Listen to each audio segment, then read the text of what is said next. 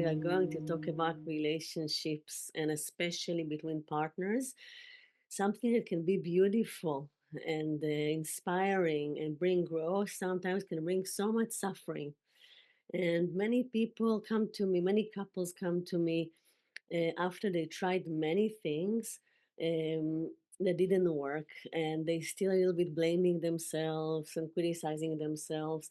And I'm trying to bring harmony, peace, and the most important thing is the right communication.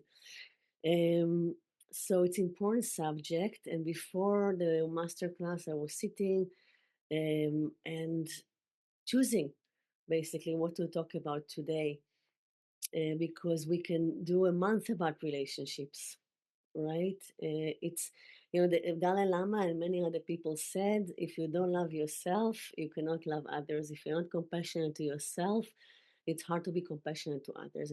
And today I want to talk about it in a deeper way. In a way, if we are criticizing ourselves, so we'll criticize the partner.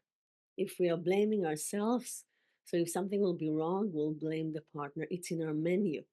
If we are confused about things in our lives, we'll be confused about the relationship. To be in a relationship that you're confused about, it means that part of you is saying yes and the other is saying no. This is pure suffering. And it's suffering that we create. As I say again and again to my student, there is no such thing as confusion. The answer is within. Confusion, it means you have two voices inside you. And those two voices are important. Today, we are going to use the separation between the mind and the heart. And I'm going to use it a lot. I'm going to explain a little bit for the new people that didn't work with the mindset before. What do I mean? So, when you see kids, when they are free, they don't have thoughts, they don't have fear or doubt, right? They're just free. And they can dance freely and connect freely with people. I see my kid, she's going to a party, to a playground, to a class, to a new class. She has no fear. She's talking and chatting, looking for a friend, communicating freely, singing freely, in her case. But then, in a certain time in your life, you also was free. I don't know if you remember or not. The mind took over. So something happened, and you felt fear, and it can be by yourself. It can be with a parent. It can be school.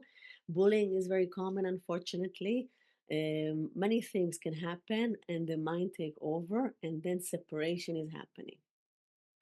And when separation is happening, we feel sad, lonely, angry sometimes, and it's hard to communicate. We lose the ability to communicate with no fear. Most of the argument that we have with our partner is based on fear. Suddenly he's saying something, she's saying something, and you feel like, yeah, in your body. It's physical and it's painful.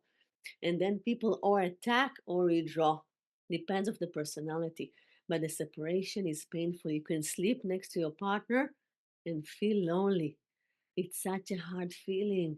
Cold, it's harder than sleeping alone. It's better to sleep alone because you're saying, oh my gosh, I have a partner, I want to communicate, and we are not together. The part inside us that creates separation is the mind. When people come to me, and so many people come and say, I'm not sure about the relationship, right? We need to check what's going on inside. Is it only fear, or there is lack of love? And sometimes it's real. Passion is important. The fire is important. Love is important. Did you fall in love? And people say, today I received an email, what is the difference between passion and attraction? How do I know I'm in love? It's a big question to answer by email. But basically, it starts first of all as the body choose. The body feel chemistry. We don't know how to explain that, right? You get into a place and there are many, many people, and suddenly you're attracted to someone. And this is important, that it will exist, because from my experience working with couples, if they have problems, we can solve it. Most of the time, we solve it. It's imprinted karma. We'll talk about it today. I can solve many things. I cannot solve passion. Because if there is no passion, there is no fire. And even if during the years the fire is really, really small, and still I can help it, we can grow it together. The couple can work on it. But if there is no fire, it's only mind to mind. So basically, let's say there is passion. Let's take a relationship where there is passion. And of course, the passion is different. When you are with someone for many years, it's not passion like for a new person, right? And this can also be confusing, but it's always like that.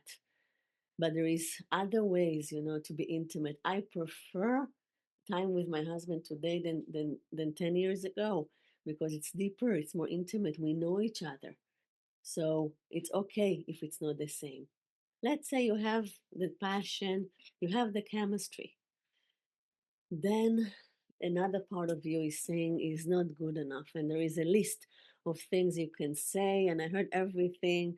Is not intelligent enough, is not earning enough money, is, this and is pessimistic, is this, is not supporting me, is not texting me. I heard so many things in the last 25 years from people complaining. And then I have few things we are going deeper and checking. First of all, why do we criticize? Why do we blame first ourselves and then others? And I'm holding the flag of healing relationships. I'm coming from a house that parents divorced when I was 4. And first of all, I want to try to heal relationship, unless it's an abusive. I'm not talking today about abusive relationship. Because if it's abusive, many times it's better to cut and to separate, even though it's painful, and to start a new circle, a new life. And there is a reason that people that stay in abusive relationship, they saw it at home, they're used to it, and I'm helping those people to go out. But let's say it's not an abusive relationship, because this is another important topic. So I really believe in making change and working on the relationship. I believe that you are with this person in order to grow. That the same problem that they experience with this partner, I don't know his name, will happen in the next circle. It will just happen again and again, because there is something karmatic. There is a reason that those challenges are happening to this couple, and another couple have different challenges. For us, it's a platform to do the inner work. And after you do the inner work, if you choose to separate, great. Solve it first. Try to communicate. There are so many things and beautiful things to learn. But if we are looking outside, if you're looking at the partner, you will not grow, because we need to look inside. It's coming from ourselves first. I have a course, Discovery Journey, that we have few sessions about relationships. And basically, I'm teaching people how to choose a partner. I don't know here if the people are listening are more in a relationship or looking for a relationship. Today, it's about relationship. If you have a relationship, if you are looking for a relationship, it's another masterclass. And I'm teaching people. Usually, we are looking at the wrong things. We are looking for things that we think we want, we think we need. We learn that it's important from our education and culture and parents and society. I'm teaching people that there is one thing that is the most important, and this is the suffering level of your partner. If you're with somebody that is suffering, and you wake up in the morning or you're coming back home and you had a good day, okay night, okay day, no bad dreams, no conflict at work, and you meet your partner, do you feel that your partner is giving you energy, is uplifting you, is happy, or you feel drained because your partner is complaining about, not about you even, about the world, about situation, about his work? The suffering in the house, the suffering in the inner house is the one that is the one thing that is important. If you are the one that is suffering, and you usually have negative thoughts and overthinking, and as I said, confusion and belittling and blaming and fear and all of that, Sometimes we prefer to blame others than to look at ourselves. And usually, unfortunately, others will be our partners, our kids, our parents, somebody close to us. Usually, if the unless your partner is high suffering, as I call it, if you are the one that is suffering, usually the problem is inside, and we need to start to bring the love to your inner house. And it's possible. This is our work, to learn how to accept and let go and love and be compassionate and be forgiving. There are enough wars in the words, right, in the world, right? Everywhere, every time in a different country. We don't want to bring war to our inner home, inside and outside. We want harmony. There is nothing important enough to argue about. And we cannot agree. Me and my husband are very different. I'm more emotional and he's more mindy. For sure, we're different, and we are raising kids, and we have totally different approach about things, and we know it, but we don't need to fight about it. This is a fact. We are different, but we'll not fight about it. We will accept it and learn how to live with it. Sometimes changing our minds and flowing with the others. Sometimes the kids will learn different opinions, and it's okay because in life there are many opinions and there are many ways to live life. So we don't need to be the same, but to fight about what? What is important enough to fight about, right? Then, in the other hand, sometimes anger is justified. If your partner is belittling you or blaming you too much or hurting you, and it's painful, anger is justified. We don't want you just to suppress it and smile and say, okay, I will not fight, I will not fight. Because sometimes we need to talk about hard things and challenging things and painful things, but we can learn how to do it in a way that will not hurt the other, not to attack. So for couples, I have many tips. For example, a weekly meeting, to meet once a week. It's important, and discuss the week, discuss what happened, what was comfortable, what was not comfortable. Some weeks there is nothing to talk about. Everything was okay, or nothing was, you don't remember. It happened on Monday, the meeting on Friday. It's suddenly looks small. But sometimes there will be things to talk about. And you learn communication. Because if you suppress too much and hold too much, in the end, it will burst. It's like a pressure cooker. If you hold, it will not go anywhere. It will be accumulated and you will not be able to hold inside anymore. And I call it changing contract. We have different needs. You date someone in the beginning, it's great. You're excited, it's fun. But every week you're changing. The relationship is changing. Things happen that are not sitting right. You're coming from different backgrounds, right? Different imprints. Different things are important for you. If you will not learn to communicate, it will not sit well. There is no magic. There is not like a pill we can take and everything will be beautiful together and we'll just go like a puzzle, like a broken cone and just be one. We need to work on it. And this is what I love about relationship. I'm already in a relationship with my husband for 14 years. Sorry that I forgot, maybe 15. and and you see how it's changing. And both of us went through a lot. It's many things happen. Mourning, we lost people, challenging challenges, moving a country, kids that are going through stuff. I mean, life. It's not easy.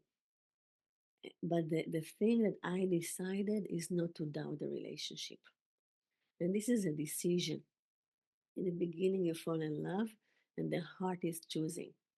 I hope that your heart chose your partner. But then you need to choose it again from your mind. And you are saying, I'm all in, especially if there are kids. I'm all in for now. I signed on that because many people they get married, but the doubt is still there. I want to be with him. I don't want to be with him. This, they are suffering for years, but reality they are together. But they invest so much energy in this question. If you are not married and you have this doubt, I want him, I don't want him, it's the same. You're with him right now. You're with her, sorry, right now. And this is, let's work on it. Let's grow together. If you give too much energy to this sprout of doubt, you're hurting the relationship because your partner will feel it. Even if you don't share it with your partner, if you're talking to your friends or you're journaling, it's energy. And people feels energy and you create reality. So basically, how, and then people ask, so when do we separate? Because sometimes we do. It's not that we married the first relationship. I didn't marry my first relationship, right? How do I know? So there is a moment that you just know. Not because you thought about it, not because again and again you shared about with your friends, not because every night, no, because you know it's the end. And I really want to add, I tried everything I can, because you don't try it for your partner, you try it for yourself. In the relationship is to explore. From the first date, you start to explore yourself. First date. Some people are driving to a date and thinking, I wonder if I will like him. Other people, I wonder if he likes me. When you are together, do you comply? Do you lose yourself? Or you take space? Are you honest? Do you trust people? Do you have fears to communicate? Yeah.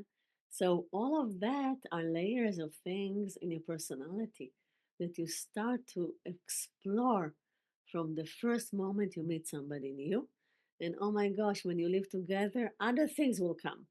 Other imprints when you give birth, when you have a child, when you things will come, new challenges that you didn't know even that are inside you. And then it's exploration. So I'm changing the mindset from looking outside to looking inside and to see how magical it is to do inner work inside a relationship. Many times I have students that they are not in a relationship, and I always say, I wish you will have someone we can work more. It will be real. It's not theoretical.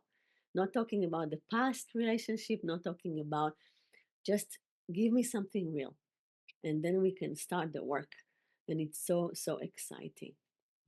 What I'm trying to teach people also is not to, first of all, hold too much and to express once a week, but also not to express too much. Because many times we are triggered. And when you are, and this is relationships, right? Not only with a partner, we are triggered a lot. And if you are answering from being triggered, usually it will not work. It's anger, and the other side will withdraw or attack. It can create a mess. So much suffering, right? It's better to sit with it, to breathe, not to text, by the way, not to text. Because texts are, people can say the right thing they will never say when you look in the eyes of someone, right? So to text only positive things and to communicate your needs. So today it's about if you doubt your relationship. Many things that people come to me, I'm not sure. The classes we have can really bring clarity.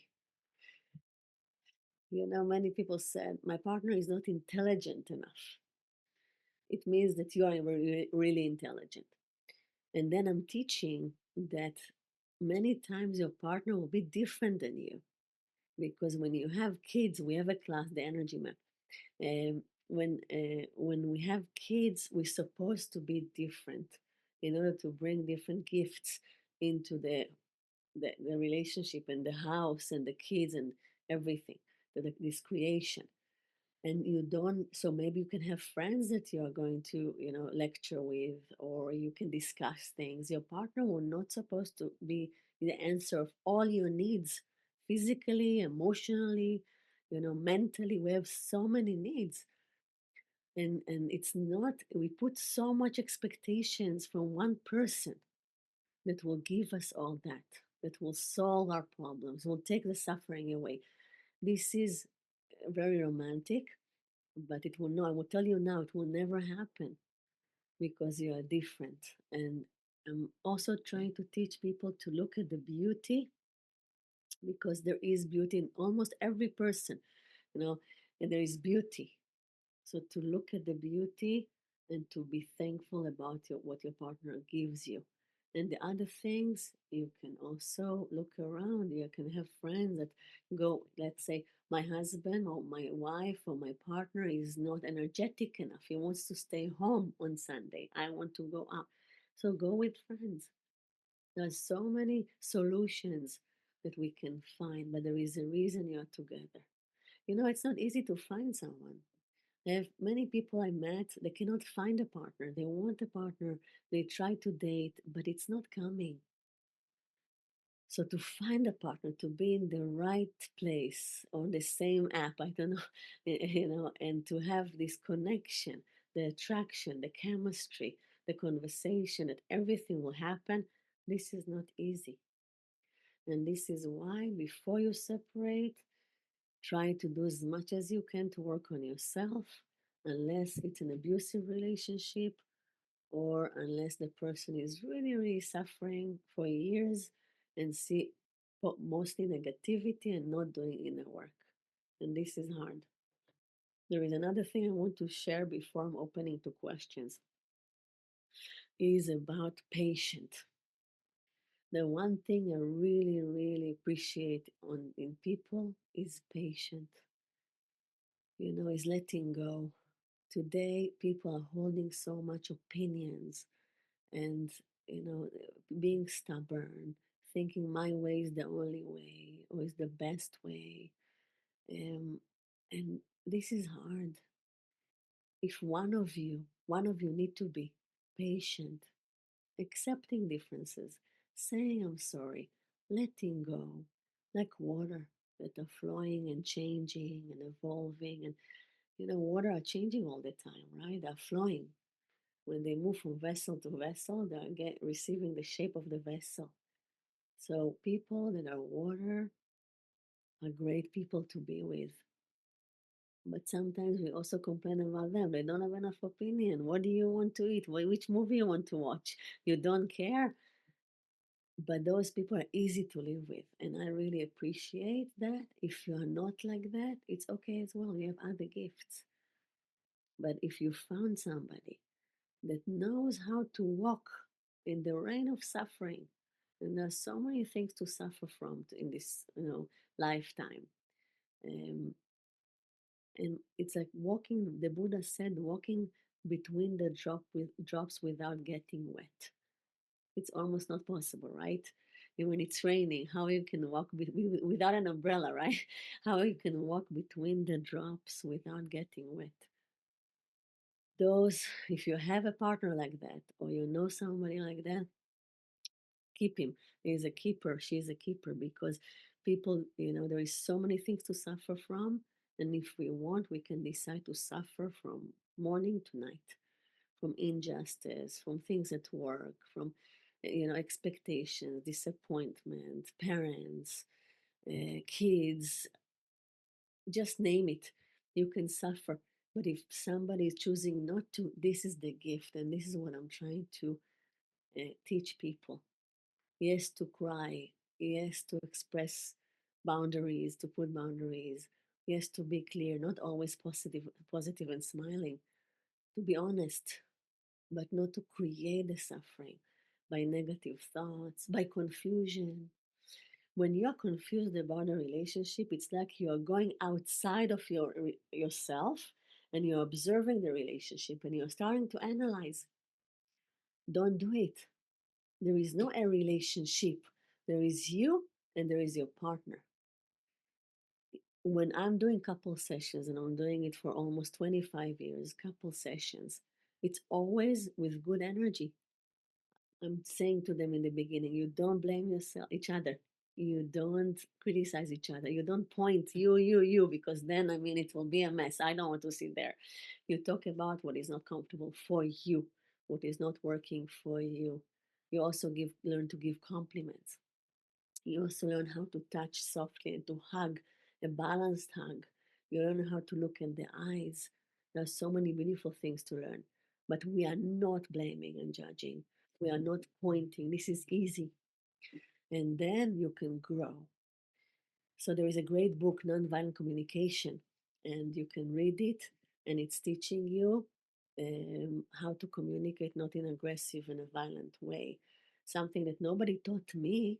You know, I'm coming from a home that parents divorced before that, they argue a lot.